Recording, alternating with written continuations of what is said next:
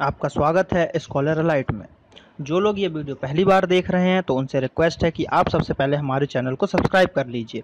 उससे क्या होगा कि आपको नोटिफिकेशन के माध्यम से हर वीडियोस के अपडेट मिलते जाएंगे।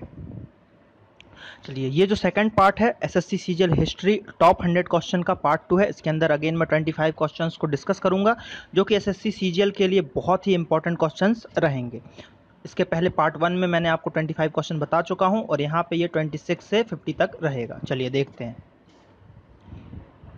मतलब अशोक के किस शिलालेख के अंतर्गत बताया गया है कि उसने बौद्ध धर्म को रूपांतरण को जो है अभिव्यक्त किया गया है, ये किसके अंतर्गत बताया गया है? तो देखिए, इसमें 7वां शिलालेख है, 10वां शिलालेख है, 13वां शिलालेख है और 14वां शिलालेख है। तो 13वां शिलालेख जो है इसके अंतर्गत 2-3 चीजें लिखी गई। सबसे पहले तो क्वेश्चन आता है कि कलिंग युद्ध का वर्णन किस शिलालेख में? तो कलिंग युद्ध का जो वर्णन है वो है इसके 13वें शिलालेख में। तो इसी के थ्रू जो है बताया गया था कि कैसे कलिंग युद्ध में लड़ाई हुई, क्या हुआ। तो कलिंग युद्ध में अशोक ने बहुत काटामारी किया था, खून की, ऐसा लोग बोलते हैं कि खून की नदियां बह गई थी, है ना। तो वो सब देख के जो है अशोक का हृदय परिवर्तन हो गया और वहां से उसने बौद्ध धर्म को अपनाया। तो ये सब जो पूरी बातें हैं 13वें शिलालेख में लिखी गई हैं। तो इसका आंसर हो जाएगा ऑप्शन सी, 13वां बृहद शिलालेख। बृहदत्त का किस वंश से संबंध था? जो अब बृहदत्त जो था इसका संबंध था मौर्य वंश से। और कैसे संबंध था? ये जो है बृहदत्त, ये मौर्य वंश का जो है आपका अंतिम शासक हुआ और इसकी मृत्यु के बाद जो है शुंग वंश की स्थापना हुई, जो कि ऑप्शन नंबर ए में दिख रहा है ना, शुंग वंश। तो क्या हुआ था कि जब बृहदत्त की मृत्यु कर दी गई थी तो उसके बाद जो है शुंग वंश का स्थापना हुआ था। तो इसका आंसर हो जाएगा ऑप्शन डी, मौर्य वंश। अगला क्वेश्चन, याहया बिन सिरहिंदी ने किस वंश का इतिहास लिखा था? ठीक है, तो इसका आंसर आपको सीधा याद करना है। ये बहुत ही इंपॉर्टेंट क्वेश्चन है। इसका आंसर है सैयद। सैयद वंश का जो इतिहास लिखा गया था, या हमको जो सैयद वंश के बारे में पता चला है वो इसी के द्वारा लिखी हुई चीजों से हमको पता चला है। तो इसका आंसर हो जाएगा ऑप्शन डी, सैयद वंश। बहलोल लोधी द्वारा जारी किए गए बहलोली सिक्के किस धातु के बने थे? तो इसका आंसर हो जाएगा कॉपर। ठीक है, ये कॉपर के बने हुए थे। बहलोल लोधी ने जो सिक्के चलवाए थे वो तांबे के सिक्के चहलाए थे। अब देखिए, ये क्वेश्चन कुछ थोड़ा सा हटके है। इस टाइप के क्वेश्चन आजकल जो है दिया जा रहा है, एसएससी पैटर्न में भी फॉलो किया जा रहा है। तो देखिए क्वेश्चन कैसा है। निम्न जगहों को उसी क्रम में व्यवस्थित कीजिए जिस क्रम में इनको अकबर द्वारा दिल्ली सल्तनत में मिलाया गया था। यानी कि अकबर ने जैसे जैसे दिल्ली में जिस जिसको मिलाया था, पहले किसको मिलाया, second number, third number, fourth number, उस हिसाब से हमको इस ऑप्शन को अरेंज करना है। तो देखिए इसका आंसर मैं सीधे आपको बताता हूँ। सबसे पहले जो है अकबर ने मिलाया था मालवा को, उसके बाद मिलाया था चित्तौड़ को, उसके बाद मिलाया था रणथंभौर को और उसके बाद मिलाया था गढ़कटंगा को। अब गढ़कटंगा जो लास्ट में मिलाया था तो उस समय ये भी क्वेश्चन आता है कि वहां की रानी कौन थी? तो वो दुर्गावती वहां की रानी थी। तो इसका आंसर हो जाएगा ऑप्शन ए, 4 3 2 1। अगला क्वेश्चन देखते हैं। यह क्वेश्चन भी लगभग पिछले पैटर्न पे आधारित है। निम्न घटनाओं को उसी क्रम में व्यवस्थित कीजिए जिस क्रम में अकबर के शासनकाल में घटित हुई। ठीक, अब ये क्वेश्चन सॉल्व करने के लिए अगर आपने डिटेल्ड में हिस्ट्री पढ़ा होगा, है ना, मेरे डिटेल पार्ट आपने देखे होंगे, तो इजीली आप इसको बना लोगे। क्यों? क्योंकि इसमें आपको जो है इसका ईयर याद होना चाहिए। अगर आपको ईयर याद होगा तो आप इजीली इसको अरेंज कर लोगे। तो जैसे कि मैं आपको बताता हूं, जैसे इबादत खाना का निर्माण जो हुआ था ये हुआ था 75 में। कब हुआ था? 1575 में। अब फतेहपुर जो सीकरी है आपका, फतेहपुर सीकरी का जो निर्माण हुआ था ये हुआ था 1571 में। मनसबदारी प्रणाली जो थर्ड नंबर का है, इसका जो हुआ था ये हुआ था 1574 में। और संतलत का 12 सूबों में विभाजन, यानी कि उस समय जो है इसका 12 सूबों में विभाजन हुआ था, ये हुआ था 1580 में। तो ये अगर आपको डेट याद होगा तो बन जाएगा। तो देखिए इस हिसाब से डेट के हिसाब से करें तो सेकंड नंबर का जो है फतेहपुर सीकरी 71 वो आएगा पहले पे। उसके बाद 71 के बाद 74 आएगा यानी कि मनसबदारी यानी कि थर्ड नंबर का। उसके बाद 75 आएगा इबादत खाना यानी कि फर्स्ट नंबर का। और जो फोर्थ है वो फोर्थ ही रहेगा। तो इसका आंसर हो जाएगा ऑप्शन ए, 2 3 1 4। तो इसलिए इसको क्या है कि आपको हिस्ट्री डिटेल में जब आपने डिटेल पार्ट देखेंगे तो उसमें आपको ईयर बताया जाएगा, तो ईयर को याद करना पड़ेगा। क्योंकि आजकल जो इस टाइप के क्वेश्चन बहुत पूछे जा रहे हैं सभी एग्जामों में, चाहे वो पीएससी हो, चाहे वो एसएससी हो, या अदर एग्जाम में भी ये क्वेश्चन पूछे जा रहे हैं। चलिए अगला क्वेश्चन देखते हैं क्या बोला है। चाचड़ मुगल काल में एक डैश डैश था। मतलब चाचड़ जो था मुगल काल में ये क्या था? तो देखिए ये मैं बता देता हूँ, आंसर इसका जमीन है। मुगल काल में क्या होता था कि जमीनों को कई कैटेगरियों में जो है विभाजित करके रखते थे। कैसे रखते थे? जैसे कोई उपजाऊ भूमि है तो बोल दिया ये उपजाऊ भूमि है, या फिर उपजाऊ है लेकिन इस पर 2 साल से उपजाया नहीं गया, ये बंजर भूमि है, ये बंजर नहीं भूमि थी लेकिन इसको नहीं उपजाया गया तो ये बंजर बन रही, तो इस टाइप से कैटेगरी में डिवाइड किया गया था, तो उसी कैटेगरी में से एक है ये चाचड़। तो इसका आंसर हो जाएगा लैंड या जमीन। अगला क्वेश्चन, एक पुस्तक जिसने गांधी जी को बहुत प्रभावित किया था, the kingdom of God is with in you, इस पुस्तक के लेखक कौन थे? तो देखिए गांधी जी से रिलेटेड लगभग चीजें जो इंस्पायर हुए हैं वो लियो टॉल्स्टॉय थे, तो गांधी जी से रिलेटेड फैक्ट लियो टॉल्स्टॉय का ही आंसर अधिकतर होता है, तो इसका आंसर भी हो जाएगा लियो टॉल्स्टॉय। तो ऑप्शन ए लियो टॉल्स्टॉय। अगला क्वेश्चन, मूल शंकर किसका वास्तविक नाम था? स्वामी विवेकानंद, स्वामी दयानंद सरस्वती, स्वामी सदानंद और स्वामी या ईश्वर चंद विद्यासागर। तो देखिए जो स्वामी विवेकानंद था इनका नाम तो आपको पता होगा, नरेंद्र करके था, लेकिन जो ऑप्शन बी है ये इसका आंसर है, जो मूल शंकर नाम है वो स्वामी दयानंद सरस्वती जी का नाम है। तो दयानंद सरस्वती जी का जो ओरिजिनल नेम है वो है मूल शंकर, तो याद रखिएगा। निम्न में से सत्य शोधक समाज की स्थापना किसने की, या सत्य शोधक समाज से संबंध किसका है? तो सत्य शोधक समाज से जो संबंध है वो है ज्योतिबा फुल्ले का। ये तो एकदम वन लाइन फैक्ट है, ये आपको याद होगा, लूस हैंड में पीछे दिया हुआ है विवेद में। तो सत्य शोधक समाज का जो है ज्योतिबा फुल्ले ने है क्या किया है, इसका संबंध है।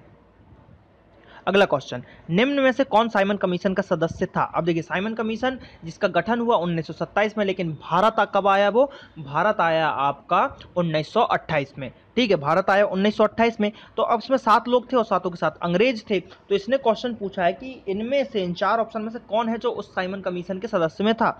तो इसका आंसर हो जाएगा ऑप्शन बी क्लेमेंट एटली। क्लेमेंट एटली जो था साइमन कमीशन का एक सदस्य था। अशोक ने बिंदुसार के शासन काल में किस प्रांत के विद्रोह को सफलतापूर्वक कुचला? तो इसका आंसर हो जाएगा आपका तक्षशिला। तक्षशिला में विद्रोह हो गया था, तो बिंदुसार ने पहले अपने बड़े बेटे सुसीम को भेजा, यानी अशोक का बड़ा भाई सुसीम, लेकिन वो कुछ खास नहीं कर सका, तो उसके जस्ट बाद अशोक गया। अशोक ने वहां पे दंगों को शांत किया और वहां का जो जिसने दंगा फैलाया था उसको भी मार गिराया। तो इस खुशी में क्या हुआ कि बिंदुसार ने उसको वहां का वायसराय घोषित कर दिया, अशोक को। तो इसका आंसर हो जाएगा सी तक्षशिला। अगला क्वेश्चन, निम्न में से किसको आंध्र भोज कहा जाता है? ठीक है, निम्न में से किसको आंध्र भोज कहा जाता है? तो इसका आंसर है ऑप्शन ए कृष्ण देव राय। कृष्ण देव राय को आंध्र भोज कहा जाता था। मोस्ट आईएमपी क्वेश्चन है, ये आपको याद ही रखना है।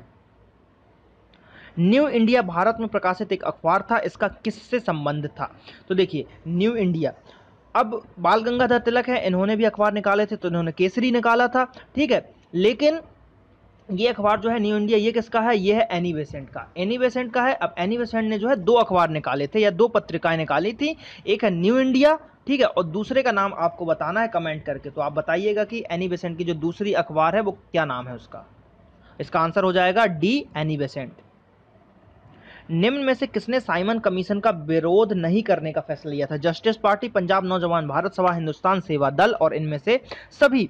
देखिए पंजाब नौजवान भारतीय सभा और हिंदुस्तान सेवा दल, इसका गठन ही हुआ था कब? 1927-28 के बीच में, जिस समय Simon commission, anti Simon commission जो है कमिटीज वगैरह बन रही थी, तो इनने पूरा सपोर्ट दिया था। ये वो दल ही थी जो कि उसका जो विरोध कर रही थी। अब बच गया जस्टिस पार्टी, तो जस्टिस पार्टी जो था ये साउथ की थी, दक्षिण की जस्टिस पार्टी थी, जिन्होंने कहा था कि हमको ज़्यादा विरोध नहीं करना है, हमको साइमन कमीशन से मतलब ही नहीं रखना है। तो इस टाइप से उन्होंने बोला था, तो जस्टिस पार्टी इसका आंसर हो जाएगा। तो जस्टिस पार्टी ऑप्शन ए ने विरोध करने का फैसला नहीं लिया था।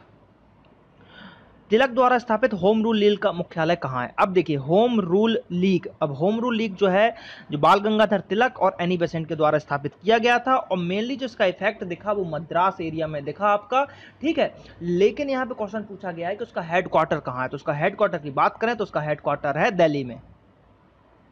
1857 में झांसी में जो विद्रोह हुआ था, जहां से झांसी की रानी ने लड़ाई की थी और वीर गति को प्राप्त हुई थी, खूब लड़ी मर्दानी, वो तो झांसी वाली रानी थी, तो उसके विपक्ष में कौन था? जो अंग्रेज था उसके विपक्ष में कौन था? तो इसका आंसर है सी सर ह्यूज रोज, ठीक है, सर ह्यूज रोज। इसको हम ऐसे याद कर सकते हैं कि इसने जो है झांसी की रानी लक्ष्मीबाई को रोज देने की कोशिश की। तो झांसी की रानी और रोज, तो ह्यूज रोज तो उनके विपक्ष में थे, जिन्होंने 1857 की क्रांति को शांत किया या कुचला। निम्न में से कौन गौतम बुद्ध से संबंधित नहीं है? ठीक है, इनमें से कौन गौतम बुद्ध से संबंधित नहीं है? तो देखिए महामाया, शुद्धोधन, गौतमी और जमाली। तो जमाली आपको अटपटा सा लग रहा होगा, क्यों? क्योंकि जमाली जो है संबंधित नहीं है। अब क्यों संबंधित नहीं है बता देता हूं। जमाली जो है ये महावीर जी से संबंधित है, ठीक है, महावीर जैन से संबंधित है। ये जो थे महावीर जैन के पहले, ठीक है, जो पहले इनके क्या थे, शिष्य थे, और उनकी जो बेटी थी उनके पति भी थे, यानी कि पहले शिष्य और ये उनके दामाद भी हुए। तो ये जैन धर्म से रिलेटेड है, गौतम बुद्ध से संबंधित नहीं है। जमाली, तो इसका आंसर हो जाएगा ऑप्शन डी, जमाली। अगला क्वेश्चन देखते हैं, निम्न में से कौन सा सही नहीं है। ऑप्शन ए है all India home rule league की स्थापना जो 1916 में की गई थी, एकदम सही है। स्वराज पार्टी की स्थापना भी 1922 में की गई थी, ये भी एकदम सही है।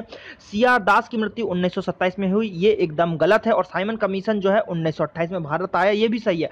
अब ऑप्शन सी जो ये है इसका आंसर कि सी जो है इनकी मृत्यु 1927 में नहीं हुई थी। तो कब हुई थी, तो इनकी मृत्यु जो हुई थी आप नोट कर लीजिए, इनकी मृत्यु हुई थी 1925 में। ठीक है, 1925 में सीआर दास की मृत्यु हुई थी। 1927 का कांग्रेस का सम्मेलन कहाँ हुआ था, तो 1927 का जो कांग्रेस का सम्मेलन हुआ था वो आपका हुआ था मद्रास में। कहाँ पे हुआ था, मद्रास में। तो ये आपको याद रखना पड़ेगा, कांग्रेस के सम्मेलन आपको याद रखने चाहिए, क्योंकि क्वेश्चन एक दो पूछे जाते हैं जो इंपॉर्टेंट है। जैसे क्यों, क्योंकि ये 1927 का उस समय साइमन कमीशन आने वाला था, इसलिए उस समय ये सम्मेलन हुआ था। तो कहाँ हुआ था, मद्रास में। अगला क्वेश्चन, करनाल का युद्ध किन किन के बीच लड़ा गया था। तो सबसे पहले तो पता होना चाहिए कि कब लड़ा गया करनाल का युद्ध। तो करनाल का युद्ध लड़ा गया था 1739 में, यानी कि 1739 में करनाल का युद्ध लड़ा गया था। और किस किस के बीच में लड़ा गया था, तो ऑप्शन ए होगा इसका सही जवाब, नादिर शाह और मोहम्मद शाह रंगीला। और इसी समय क्या हुआ था कि जो हमारे भारत का मयूर सिंहासन था उसको लूट लिया गया था, और करीबन 70 लाख करोड़ रुपए उस जमाने में यहां से उठा के ले गए थे। तो इसका आंसर है ऑप्शन ए, नादिर शाह और मोहम्मद शाह रंगीला। जब साइमन कमीशन भारत आया तो भारत का राज्य सचिव कौन था। आजकल इस टाइप के क्वेश्चन बहुत फेमस हो रहे हैं। ठीक है, तो इसका आंसर हो जाएगा आपका ऑप्शन बी, लॉर्ड विरकेनहेड। ठीक है, जब साइमन कमीशन भारत आया तो राज्य का जो सचिव था, सेक्रेटरी था, वो उसका आंसर हो जाएगा लॉर्ड विरकेनहेड।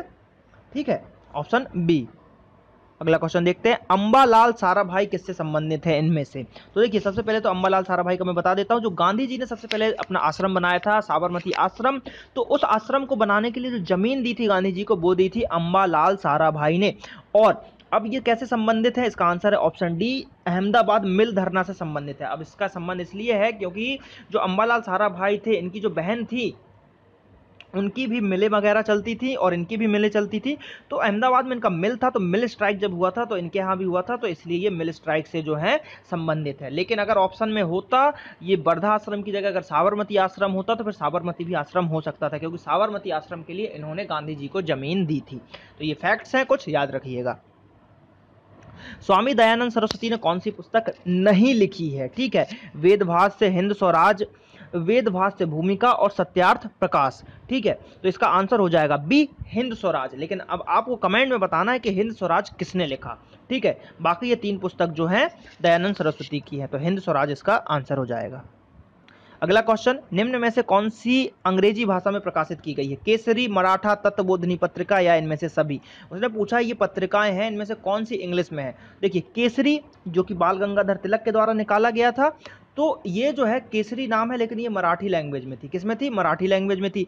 अब मराठा जो है ये मराठा का नाम है, लेकिन मराठी लैंग्वेज में नहीं है। मराठा जो है इंग्लिश लैंग्वेज में है, तो इसका आंसर हो जाएगा मराठा। और तत्वबोधिनी पत्रिका बंगाल से निकली हुई थी, तो ये बंगाली लैंग्वेज में थी, तो ये भी आंसर नहीं होगा। तो आंसर होगा बी, मराठा, जो कि इंग्लिश में थी। तो यहाँ पे देखिए 50 क्वेश्चंस मैंने कवर किए हैं। जल्दी नेक्स्ट पार्ट आएगा, उसके अंतर्गत मैं फिर 51 से 75 तक कवर करूंगा, और फोर्थ पार्ट में कंक्लूजन रहेगा पूरा 100 क्वेश्चन तक।